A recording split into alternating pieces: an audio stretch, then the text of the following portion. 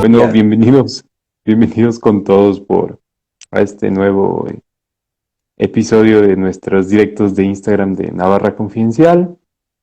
Yo soy Hugo Estornello Silva, soy el corresponsal de Navarra Confidencial para Hispanoamérica y el día de hoy vamos a hablar con Jaco de las Casas, quien es el responsable de la cuenta de Paleolibertarismo Perú, quien es un seguidor de Eric von Kuehnelt-Leddihn, de Miguel Ancho Bastos, de Hans Hermann Hoppe y de tantos otros filósofos de la tradición conservadora del libertarismo, y quien además es, creo yo, uno de los personajes más interesantes de toda la tendencia libertaria conservadora en el Perú, porque además es monárquico. Así que eh, vamos a hablar un poco de todos es estos mi temas. naturaleza.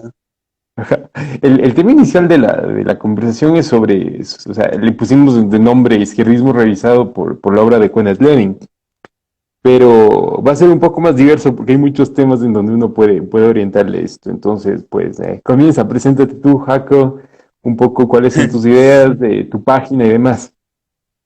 Claro, claro.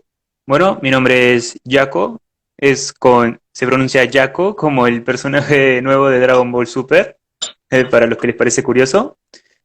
Soy de Lima, Perú, soy paleo libertario, soy hopiano, em, soy en algunos, bueno, tengo ciertas referencias de más que nada de la escuela austriaca y también un poco de la escuela de Salamanca. Eh, soy antidemócrata en todos los aspectos y nada, creo que simplemente soy otro joven más que quiere que su continente sea un lugar un poco mejor. Y sí, pues básicamente, o sea, ese es el gran dilema. Y aquí yo parto con una cosa. Casi todo el mundo tiene una tendencia, especialmente entre los jóvenes, hay una tendencia muy fuerte hacia las izquierdas, tanto en la Ujú. política como en la cultura, como en la economía. Y esto no es nuevo. O sea, la división izquierda-derecha, conservadores progresistas, libertarios liberales, rancios y Mm, vanguardistas, es algo que existe desde siempre. O sea, así que más o menos cuando hablamos pero, sobre eso, quisiera que tú expliques por qué tú no eres de izquierda. O sea, por qué tú no te dejaste atraer por esas ideas. bueno, yo me interesé en la política hace un par de años cuando empecé a ser seguidor de Donald Trump. Yo no soy un trumpista al 100%, hay cosas en las que no estoy de acuerdo, pero lo respeto como un buen presidente. Más que nada por el cambio que hizo en el panorama político de Occidente. Me di cuenta más o menos qué era lo que quería decir la izquierda y la derecha. Empecé a aprender un poco de economía, más que nada viendo videos de varios economistas famosos, Milei, Huerta de Soto, Juan Ramón Rayo y demás. Como creo que casi toda la juventud derechista moderna.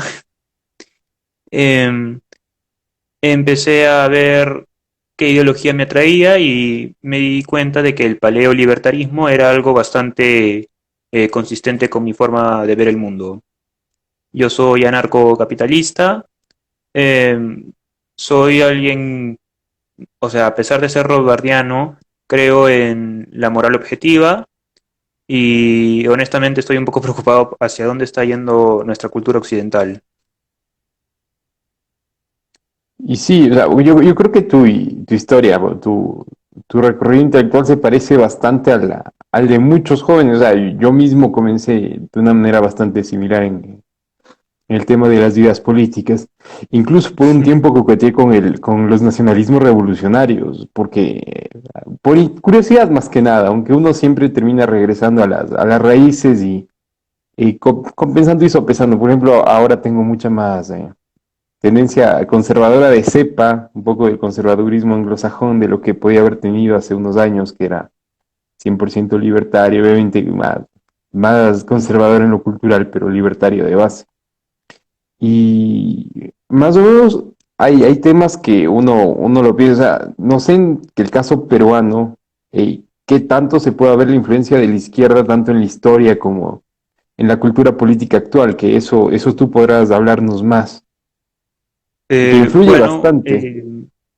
sobre el panorama peruano, la verdad es que afortunadamente el Perú siempre ha sido un país bastante derechista y bastante conservador. Durante la gran mayoría del siglo XX, nuestras dictaduras, como toda república bananera de Latinoamérica, ha sido caracterizada al menos por dictadores de derecha que, pese a sus faltas, han al menos hecho buenas obras. Augusto Leguía, Alberto Fujimori, seguramente muchos lo conocen, Augusto Leguía, y en general solamente hubo un par de ocasiones en donde el Perú estuvo influenciado por el izquierdismo, que fue en los 70 durante el gobierno de Juan Velasco Alvarado y en los 80 durante el gobierno de Alan García. El peruano promedio es en realidad alguien bastante de centro derecha, no le gusta el socialismo y no quiere que el Estado le dé cosas, lo que quiere es poder trabajar y mantener a su familia. El peruano promedio es alguien honrado y es alguien trabajador. De eso estoy convencido. Hay, dentro del tema cultural hay cosas que podríamos mejorar como sociedad, pero de base sí la tenemos clara en ese tema. Respecto No, al gracias. izquierdismo, Continúa, continúa. claro, respecto a la izquierda, eh, ha tenido un... Realmente yo no diría que esté un auge. El principal partido de izquierda, que es liderado por Verónica Mendoza, es bastante popular entre los jóvenes, pero nunca ha sacado una enorme cantidad de votos. Eh, Respecto a lo que sería una amenaza para nuestra sociedad, sería el Partido Morado.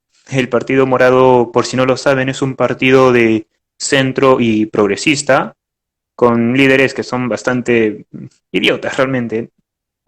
Hay un par que son un poco inteligentes, pero en general son todos unos mamarrachos. Gente que tú la ves y te da vergüenza ajena todo lo que representan.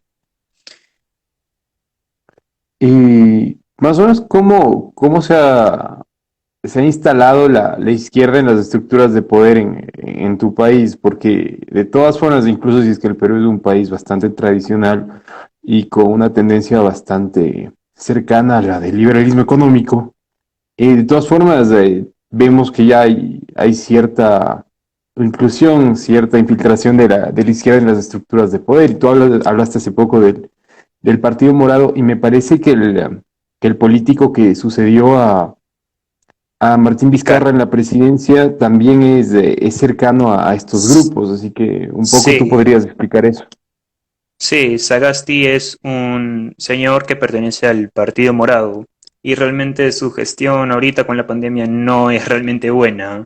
O sea, tenemos demasiadas muertes, las camas no llegan, las vacunas recién acaban de llegar. O sea, es un partido que realmente no sabe qué hacer. Si, o sea, todos estos meses desde que renunció desde que sacaron a Vizcarra, perdón, han sido de puro caos. Había huelgas por todos lados y al final nadie sabe en qué quedó eso. Realmente no está llevando un buen gobierno. Lo único que espero es que lo que todos estamos esperando realmente es que lleguen las próximas elecciones y podamos ver qué pasa al final. Estamos en una incertidumbre inexplicable. Hay otra cosa del caso peruano que a mí me llama la atención y sobre todo porque tú mencionaste que los del Partido Morado son progresistas. Y bueno, ayer vimos el debate entre Agustín Laje y Gloria Álvarez y creo que si bien la postura de Laje es mucho más razonable como Ujú. la de cualquier persona de derecha, la postura progresista, que es la que manifestaba Gloria, es una postura popular y de hecho ella se mantiene relativamente en vigencia justamente por esa postura progresista. Entonces, tal vez en tu país la principal forma en la que la izquierda y en que los antinominales, toda la gente progresista está logrando ganar un poco de terreno es gracias a estas ideas más que al socialismo, que definitivamente, al menos en tu país, no logra pegar, como sí pasa en el mío. En el Ecuador es bastante popular Sí, las ideas socialistas o socialdemócratas. Entonces, un poco, si es que tú podrías explicar cuál es la influencia del progresismo, más no el socialismo en el Perú. sí, claro. Bien, para entender un poco cómo está funcionando la realidad social y política acá en el Perú, primero tenemos que comprender un poco cómo es su historia reciente. Seguramente a alguno le parecerá raro y seguramente se reirá, pero el Perú es un país bastante racista. Tenemos todavía muchos problemas para convivir entre toda esta cantidad de razas que está juntada en un solo país, ya que tenemos gente que es eurodescendiente, gente indígena, gente negra, gente asiática, y nunca, o sea, en toda nuestra historia republicana, nunca hemos podido llegar a cuelar, a tener una sola identidad nacional y poder respetarnos unos a los otros. Eh, el indio de la sierra siempre ha sido alguien bastante marginado por el costeño, y lo que está haciendo la izquierda moderna, el progresismo más bien, es aprovecharse de estas brechas sociales que hay en el Perú para poder hacerse popular. Por ejemplo, el partido de Verónica Mendoza es abiertamente indigenista, eh, quiere quiere volverse, intentar ganar popularidad entre la gente de la sierra, pero hasta ahora no lo logra. Hay un video de un grupo de cusqueños que la quieren sacar de una manifestación. Eh, Otra cosa que los progresistas no saben es que en realidad la gente de la sierra es muchísimo más cristiana y muchísimo más conservadora que la de la costa. También podemos hablar un poco sobre el machismo, que es un problema real en el Perú. Lima es una ciudad bastante insegura para las mujeres y por eso es de que los movimientos feministas se están volviendo populares entre la juventud peruana. El Partido Morado y el partido de Verónica Mendoza, Juntos por el Perú se llama su partido, es un partido feminista que es pro aborto, es pro... Bueno, las palabras sobran, es el feminismo moderno que todos conocemos. Y se está aprovechando de un problema real del Perú para volverse popular, y ese es un problema.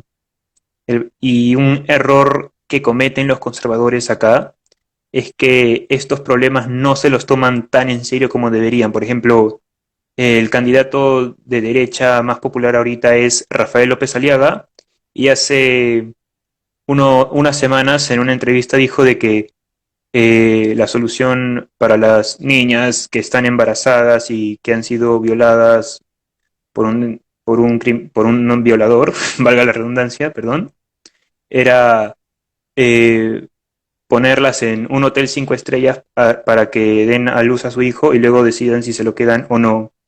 Esa es una forma bastante irresponsable de tocar un tema muy serio, y eso es lo que el principal problema, yo diría, de los conservadores acá en Perú.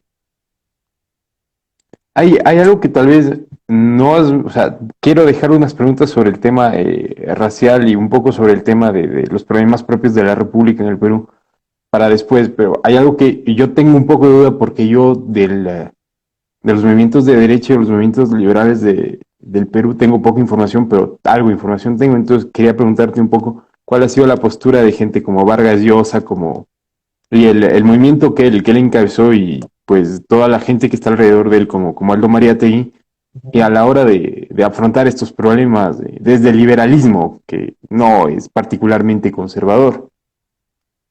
Uh-huh.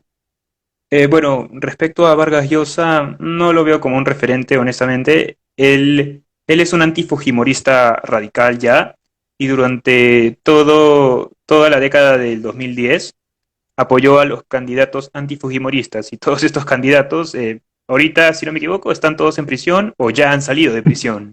Ollantomala, Toledo, ¿quién más? PPK, Pedro Pablo Kuczynski, todos fueron apoyados por Vargas Llosa y nada, no le salió bien su carrera política. Respecto a Aldo Mariatti, no soy un seguidor de él, así que no sabría decirte por quién va a votar él. Ya, ahora sí, con el tema de la izquierda y del racismo, que es algo que a mí me ha llamado muchísimo la atención porque casi todos los movimientos indigenistas en el Ecuador tienen influencia peruana, que eso es algo que muy pocos se han dado cuenta aquí. Y hay dos movimientos particularmente influyentes peruanos que han tenido relevancia por sus spin-offs, por la gente a la que han formado para ser la onda indigenista ecuatoriana. Y son estos. Tienes por un lado a los etnocaceristas, que quisiera que hables un poco de ellos, y a los mariateguistas, propiamente dicho. Entonces, más o menos, ¿cuál ha sido tanto la respuesta, o más bien la iniciativa Claro. nacionalista respecto al tema racial peruano y la iniciativa socialista? Claro, te lo explico. Bueno, para los que no sepan, el etnocacerismo es como un movimiento de izquierda indigenista y nacionalista. Y también están incluidos dentro de este movimiento temas raciales como por ejemplo la exaltación a la raza cobriza, y es un movimiento liderado por la familia Humala. El actual líder es Antauro Humala, que es presidente de nuestro pasado presidente Ollanta Humala. Este señor, Antauro Humala, actualmente está en la cárcel por haber provocado la muerte de policías en un intento de golpe de Estado en Andahuaylas. Y por increíble que parezca, o sea, a mí también me dejó sorprendido, pero el año pasado, cuando volvimos a elegir congresistas, nos dimos cuenta de que el etnocacerismo es muy, muy popular. Es bastante popular en lo que sería la Sierra Sur, perdón, en Ayacucho, en Cusco, en toda esta zona. Parece que hay un fuerte sentimiento etnocacerista. Respecto al mariateguismo, hoy en día Juan Carlos Mariátegui ya no es alguien tan popular. La gran mayoría de la izquierda peruana no es comunista realmente, son socialdemócratas y por ese lado no creo que haya mucho que preocuparnos. Ya. Ahora, otra cosa que tú mencionaste es que los problemas raciales en el Perú, de los cuales están aprovechando tanto los nacionalistas, como son los etnocaceristas, como los progresistas del movimiento morado y de Juntos por Perú, Ujú. provienen de la época de la República. Pues aquí va el gran Sí. asunto. ¿Cuál es la diferencia del periodo republicano con el periodo hispánico y cuál sería una solución que consolide la tradición hispánica y que elimine el problema peruano a nivel político y sobre todo en este aspecto tan profundo que es el asunto racial? Ujú. Por supuesto, bueno, primero tenemos que hacer un análisis breve sobre la situación del indio en el virreinato y la situación del indio en la república. La verdad es que basándonos en la evidencia y en lo que podemos leer, podríamos llegar a concluir de que el racismo en la época virreinal era al menos relativamente menor que en la época republicana. Porque, bueno, para empezar, los reyes católicos de España eh, escribieron leyes, dictaron leyes en favor del indio. Ellos decían que los indios no podían ser esclavos, tenían derecho a un salario justo, a un trabajo justo y a tener libertad como seres humanos que son. Recordemos que ante los ojos del catolicismo, todos los individuos, sin importar su raza, somos hijos de Dios y merecemos los mismos derechos. También podemos hablar sobre la nobleza indígena que existía en el virreinato, que estaba dividida tanto en Perú como en Ecuador. Eh, Hay muchos ejemplos realmente de indios que fueron gente muy, muy rica y muy importante durante el virreinato. Hubo alcaldes, hubo hacendados, hubo empresarios, hubo, hubo mestizos incas, o sea, descendientes de incas con algún criollo español que se iban a vivir a España para tener una vida ahí y ver sus intereses ahí. También respecto al trabajo y al sistema laboral, eh, el trabajo era duro, sí, es cierto, en las minas de Potosí, en las haciendas, en las encomenderas. La vida era dura, pero se le trataba con más humanidad al indio que lo que fue en el siglo XIX. Había un horario de trabajo particular, los indios podían quejarse de sus maltratos ante un juez y eran iguales ante la ley. Si un blanco, un criollo venía y asesinaba a un indio, este era castigado de la misma forma como si el crimen hubiese sido al revés. Había una igualdad jurídica ante la ley, principalmente porque en realidad en los virreinatos y en realidad en todo el Imperio Español, ni indios, ni blancos, ni negros tenían derecho al voto. Todo quedaba en manos de lo que era la nobleza y la realeza. Luego de la independencia, la constitución del Imperio Español es abolida y se crea una nueva ley que no contempla los derechos laborales de los indios. De ahí podemos también hablar sobre las ideas de la Revolución Francesa, de la Ilustración, de cómo el darwinismo social empieza a hacerse famoso entre las élites del mundo. Toda esta combinación hizo de que al final el Perú se convirtiera en un país racista. Y la nobleza indígena, de la que les hablé antes y que seguramente vamos a hablar después, perdió su poder, quedó en el olvido, aún existe, sus descendientes aún existen, pero nada, simplemente el país quedó en manos de criollos acaudalados, formaron una oligarquía y desde entonces los problemas de razas acá en el Perú no se han podido solucionar. Sí, bueno, primero te voy a hacer la pregunta sobre los descendientes de la nobleza peruana, tanto incaica como hispánica, porque estoy bastante seguro que deben quedar algunos nobles titulados de descendientes de españoles y de criollos. Y después de Claro. eso te voy a hacer una pregunta sobre las intentonas monárquicas en el Perú, que eso va mucho en la línea de Kundert Ledin, que era monárquico. Así que Ujú. primero con el tema Bueno, de la nobleza. bien. eh, Esto les va a fascinar a algunos. A día de hoy, acá en el Perú, aún existen descendientes de incas, gente que formó parte de la nobleza en el virreinato y gente que algunos deben conservar algunos conservan sus tierras, otros ya las han vendido por una cuestión económica, pero todavía existen. ¿Y dónde viven? ¿Dónde viven los descendientes de los incas? Se preguntaron algunos. Ellos viven en el Cusco, eh, en unos distritos que se llaman San Jerónimo y San Sebastián. Ahí viven las familias reales. Las panacas reales todavía vienen ahí. Hay familias como por ejemplo como los Texe, los Inca Roca, los Atayupanqui, los Chihuantito y un montón más. Siguen viviendo. Obviamente ya no tienen poder, pero muchos se han dedicado a la política. Han sido alcaldes de sus distritos, han sido alcaldes de la ciudad, han participado en algún ministerio, o sea, nada realmente grande, pero todavía existen y son conscientes de su pasado incaico. Y sobre los descendientes de la nobleza criolla peruana, ¿quedan algunos de esos en el Perú o ya todos regresaron a Mm, España? no, no, no. La mayoría de nobles criollos acá en el Perú se quedaron y conformaron la oligarquía criolla. Por ejemplo, podemos hablar de la familia de los Ribagüero. José de la Riva Agüero es un intelectual peruano bastante famoso. Él es descendiente de una familia noble que venía desde la época virreinal. En general no sabría decirte qué pasó con cada uno de ellos, pero la gran mayoría se dedicó a controlar la república aristocrática que nos dejaron. Ellos fueron al final los que se convirtieron en dueños del país y los que terminaron gobernando el país. Ya seguramente muchos perdieron sus apellidos porque se mezclaron con otras personas, pero muy probablemente hasta el día de hoy sigan teniendo bastantes recursos, sean gente de la alta sociedad.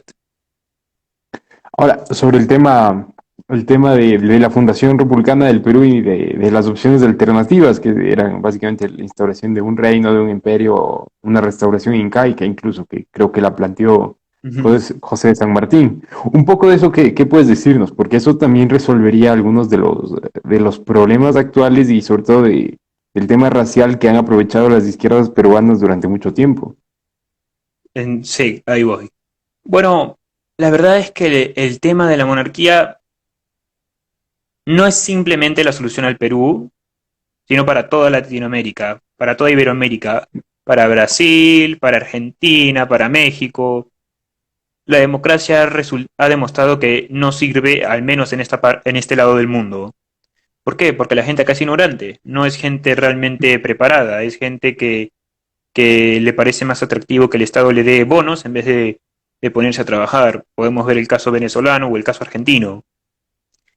Eh, También es gente que realmente el iberoamericano promedio no es alguien que se informe mucho de la realidad del país, no es alguien muy interesado en aprender de economía, por lo tanto, ¿qué tan positivo puede ser que una persona como esta vote? Realmente nula. Entonces, ¿qué es lo mejor que podríamos hacer? Seguir la tradición que en el pasado nos hizo grandes. ¿Cuál es la instalación de gobiernos monárquicos en nuestro continente?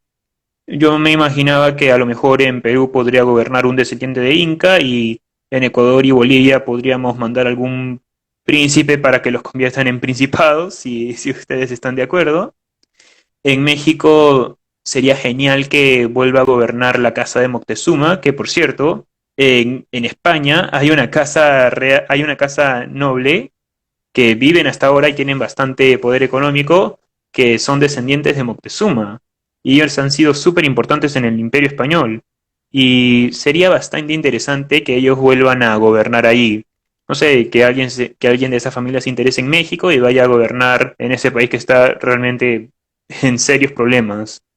En el caso argentino, ellos tienen una cultura más europea, así que...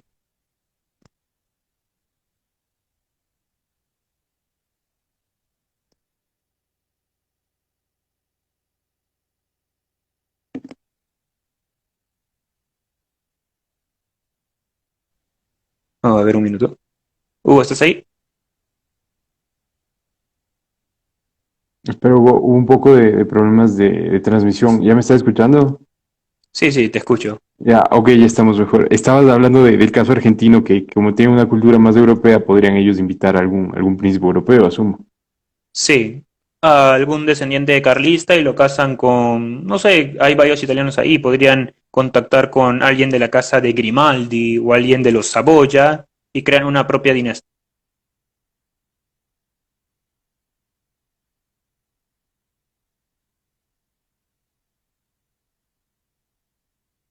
No creo que haya muchos descendientes carlistas para que gobiernen cada país. En todo caso, ellos podrían, no sé si les parece, si es que quieren, volver a ser anexados por España. Pero realmente todo La- esto la- es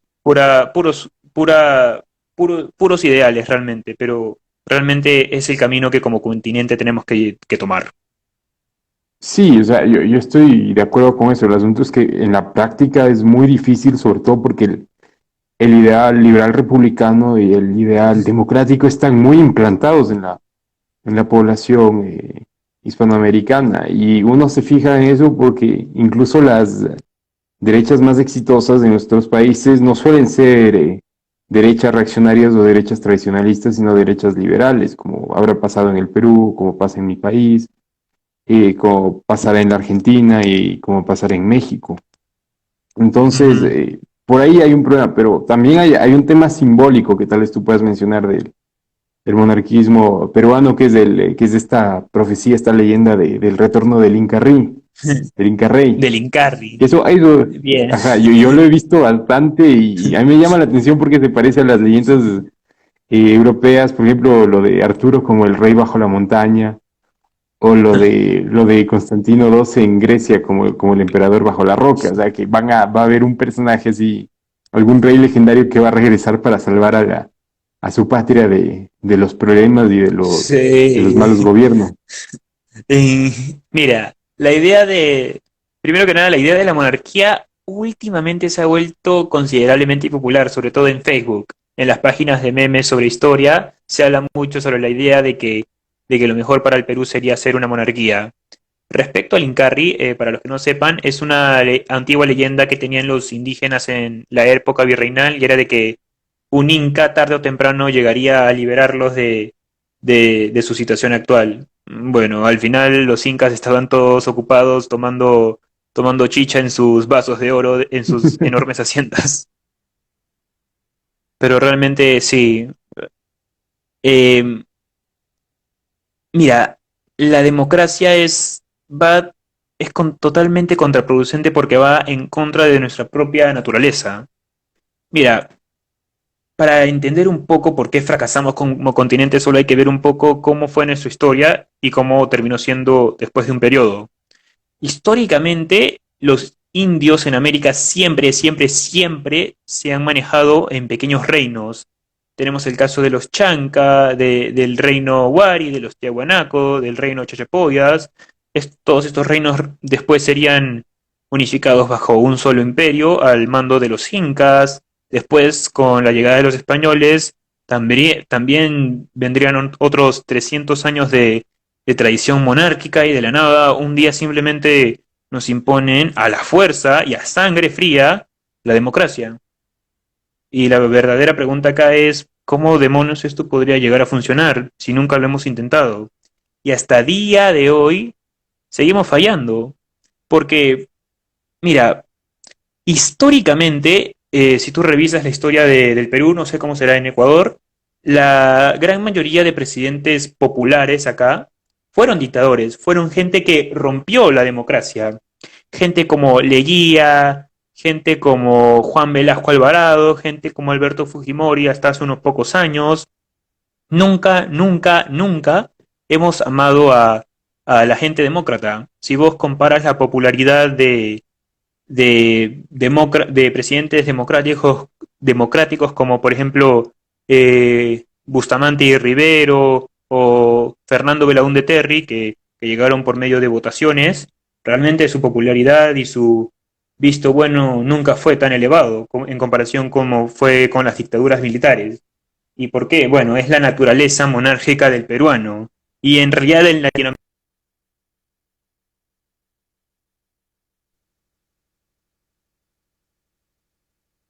Y sí, o sea, en el caso ecuatoriano yo puedo mencionarte algunos caudillos, el más cercano al ideal conservador, al ideal tradicionalista.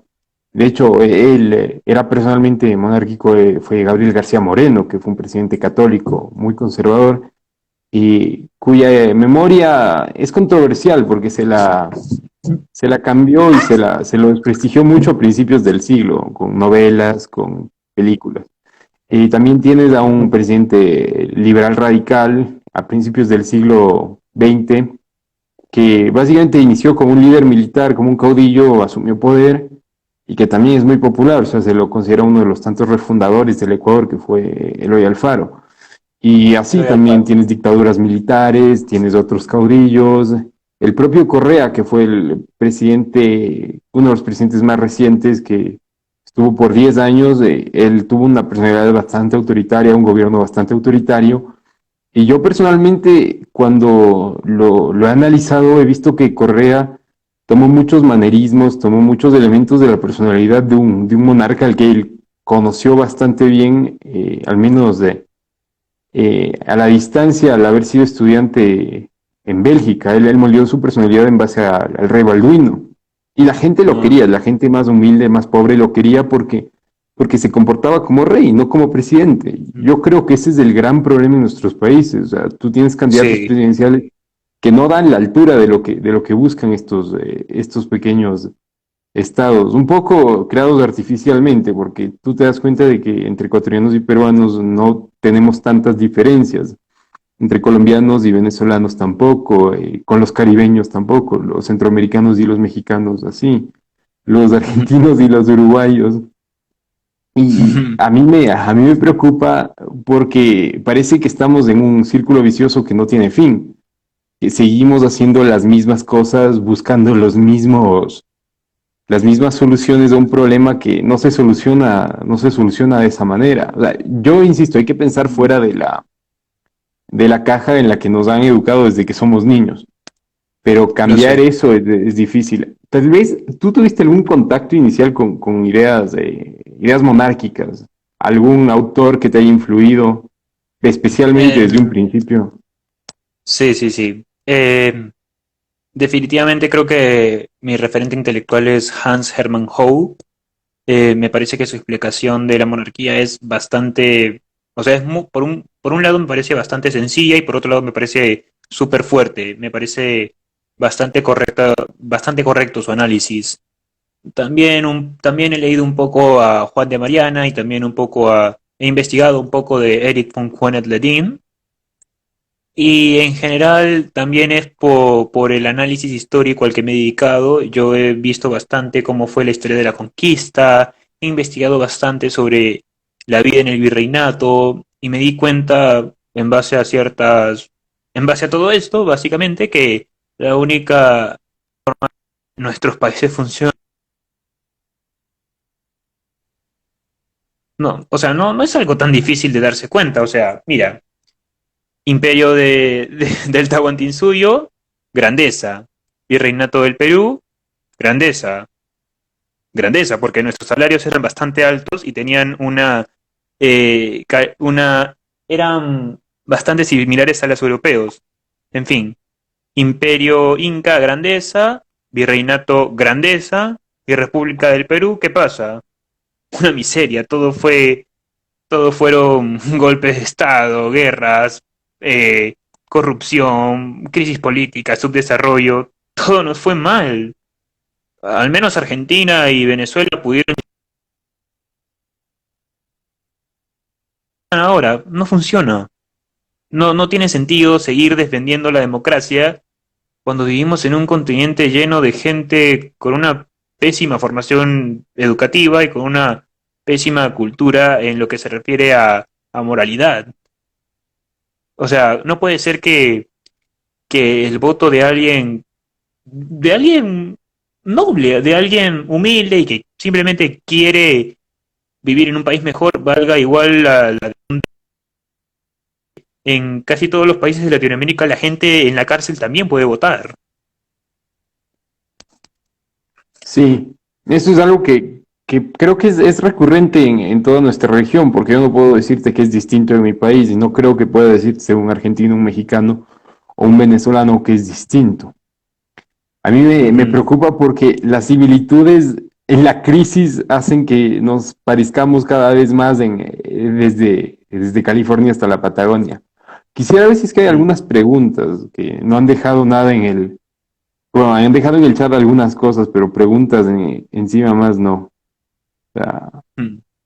hay una que tal vez llama la atención, que sería cómo sería la transición de un panorama actual para materializar una monarquía. En tu caso, en el Perú, yo no puedo hablar del caso ecuatoriano porque no Bien. creo que sea factible bajo ninguna circunstancia en realidad. Ujú. ¿Cómo podemos hacer una transición monárquica? Definitivamente no podríamos hacer un golpe de Estado porque nos quitaría toda la legitimidad y la gente no le gustaría. Eh, yo creo que lo más ido ya, encabezado por estos miembros de las panacas reales de los incas que viven en Cusco, llamar al que sea más derechista, al que sea más acorde a nuestra ideología y a nuestra visión económica y proponer que él sea nuestro rey. Obviamente también habría que dar mucha batalla cultural, habría la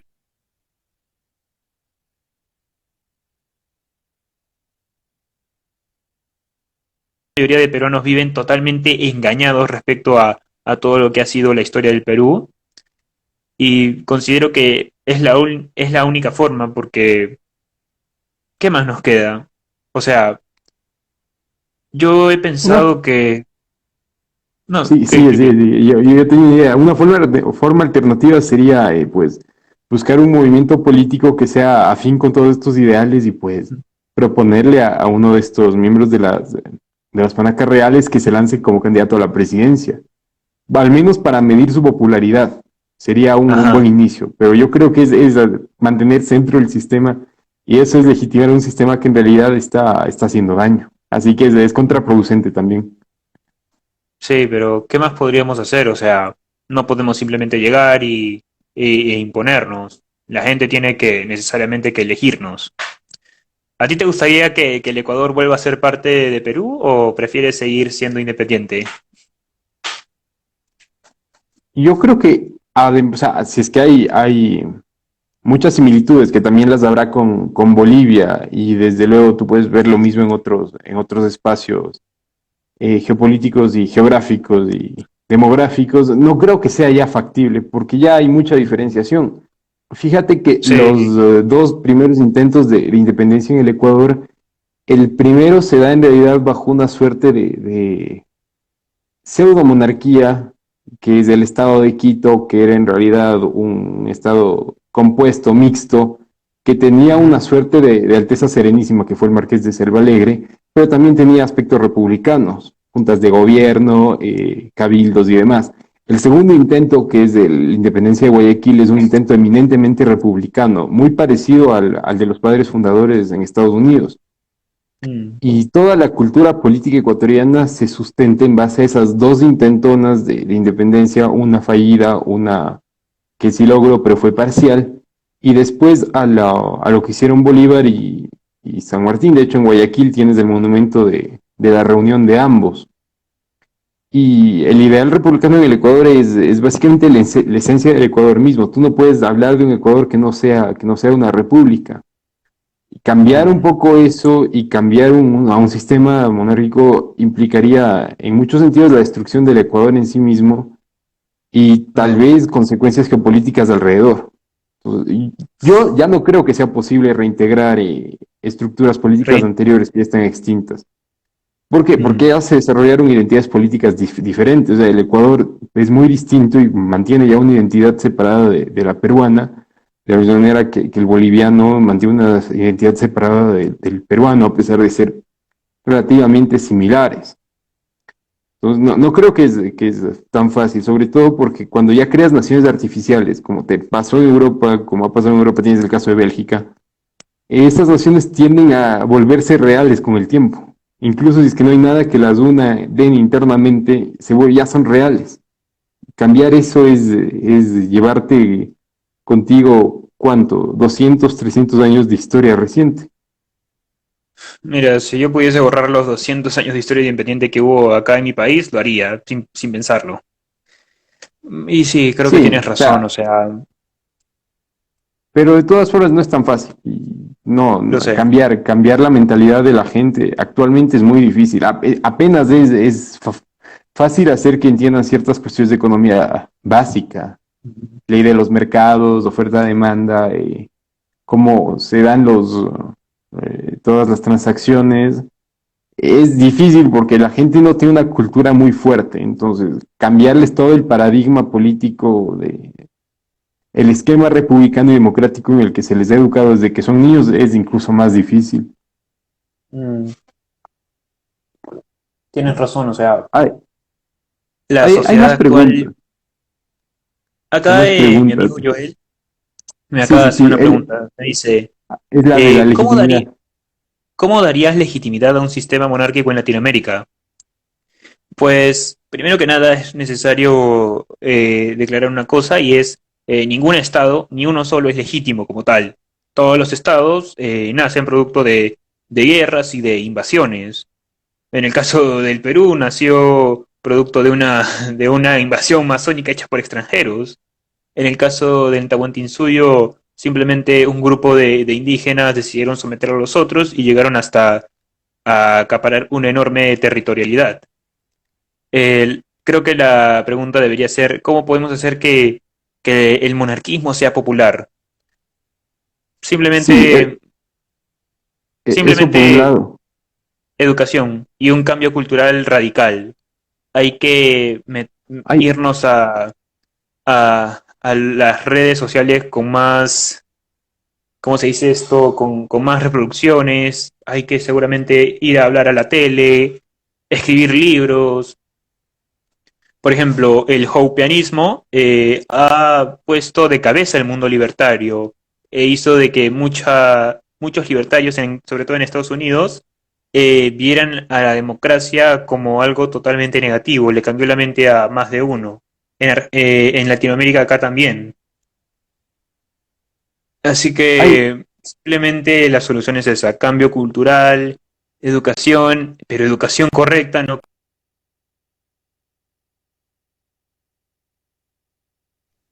Y nada, eso nomás, es lo único que se me ocurre. hay otra pregunta que a mí me llama la atención que es, ¿por qué una monarquía es necesario que haya una legitimidad metafísica en su momento, ponen el asunto de Dios. No necesariamente, yo te respondo esto, no es necesario porque tienes casos de monarquías populares, de Bélgica, Francia, con los Orleans, un poco la forma en la que se han planteado monarquías ya liberales en Europa, fue la de hacer las monarquías populares, es decir, hay una suerte de manifestación popular que obliga a que se cambie de monarca y demás. Entonces yo considero que no es tan necesaria la manifestación metafísica, aunque en esencia es la que legitima las cosas en el gran esquema de las cosas. O sea, dentro de una realidad metafísica, sí es necesario hacer que existan esas mecánicas y esas dinámicas. Pero en la práctica hay formas de hacer que el sistema no se rompa tanto ya una vez implantada la democracia. A la gente le gusta sentir que tiene poder, entonces al menos así se legitima desde su poder. Yo considero eso. Mm. Tal vez tú, Jaco, tengas alguna cosa distinta. Mira, si la democracia es imposible de sacarle la mente a la sociedad actual, ¿m? Tal vez lo que podríamos aspirar es a una monarquía parlamentaria, pero una monarquía parlamentaria en donde los reyes sí tengan poder político. Por ejemplo, en Mónaco hay un rey, el príncipe de Mónaco, Alberto de Mónaco, perdón. Él participa en política y gobierna el país. Tiene un parlamento el cual limita su poder, pero lo importante es que él también tiene participación. Podemos también ver el modelo brasileño durante el gobierno de Pedro II de Brasil, que por cierto llegó a ser potencia, eh, que combinaba un emperador que tenía un poder moderado. Eso podría al menos ser un cambio relativamente razonable, pero al final la democracia es lo que legitima el crecimiento del Estado, es lo que legitima el cobrar impuestos y las expropiaciones como algo legítimo. No, no hay ninguna relación entre totalmente opuestos.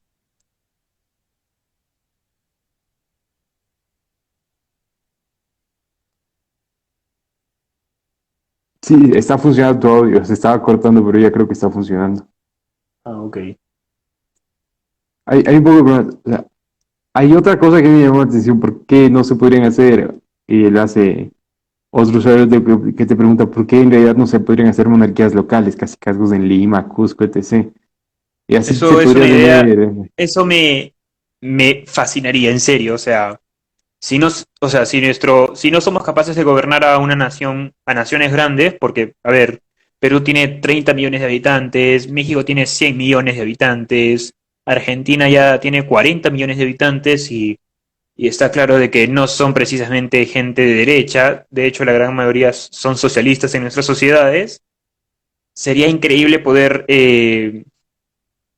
pensar en la idea de secesionar territorio, que la gente, que los distritos y los departamentos más derechistas puedan tener derecho a independizarse y a formar su propio país, ya con un sistema próspero, con gente de bien, donde no haya socialismo, y si es posible, que estos países independientes, productos de la secesión y del separatismo, puedan llegar a ser ducados.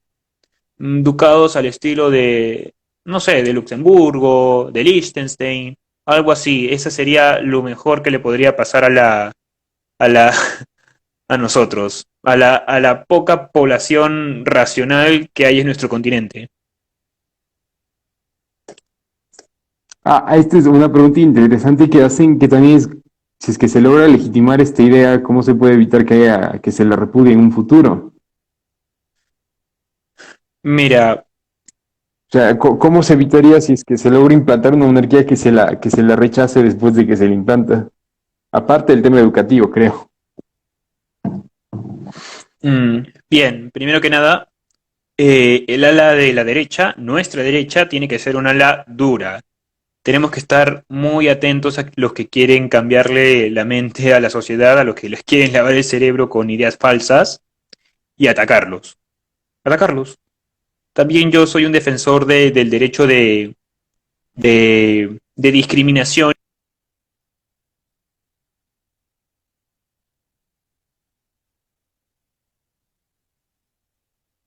Se llama ostracismo, creo que es. Sí, ostracismo. Eso era lo que explicaba Hope.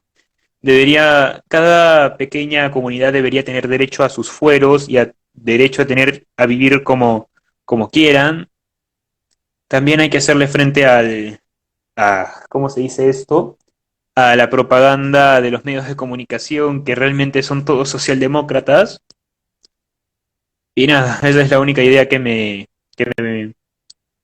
se me viene a la mente. Recordemos que, o sea, durante miles de años, Europa se ha manejado bajo sistemas monárquicos y que hace solamente unos 200 años es cuando la idea del republicanismo se empezó a hacer popular.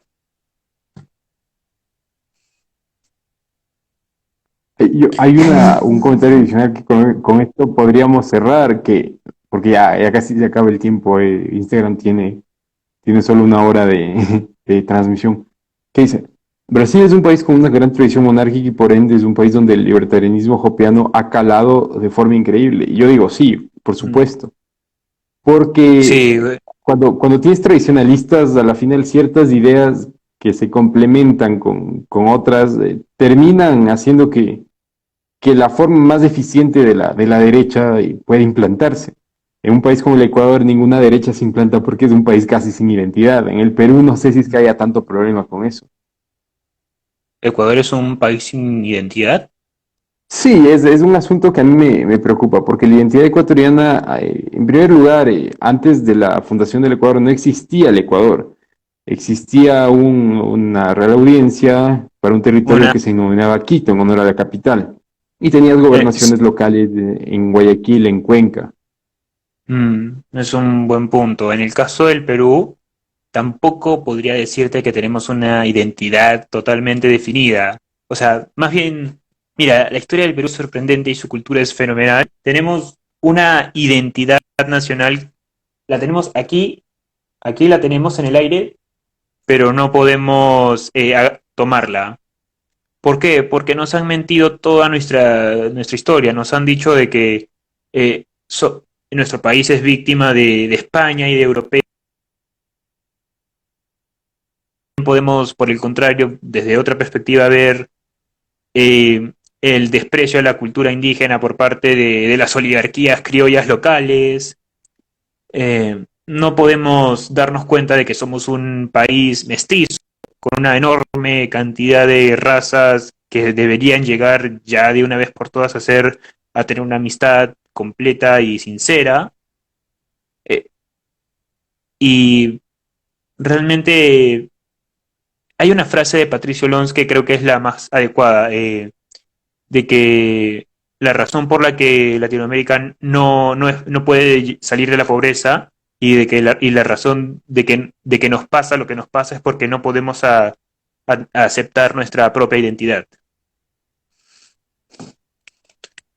Pues sí, bueno, con esto cerraríamos. Yo creo que ha sido una charla muy, muy interesante, sobre todo porque es un tema del que no se suele hablar. Yo del Perú he tenido un acercamiento a las derechas, sobre todo gracias al liberalismo de Vargas Llosa y de Aldo Mariatti, pero no a las derechas más duras ni a las derechas reaccionarias. Entonces yo te agradezco, Jaco, por la oportunidad de hablar conmigo y también por difundir un poco todas estas ideas que hacen falta en nuestros espacios.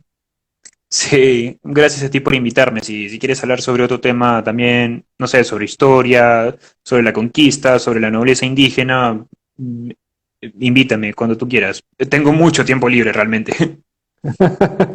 La pandemia. Gracias, Jaco. Cuídate, Hugo. Nos vemos.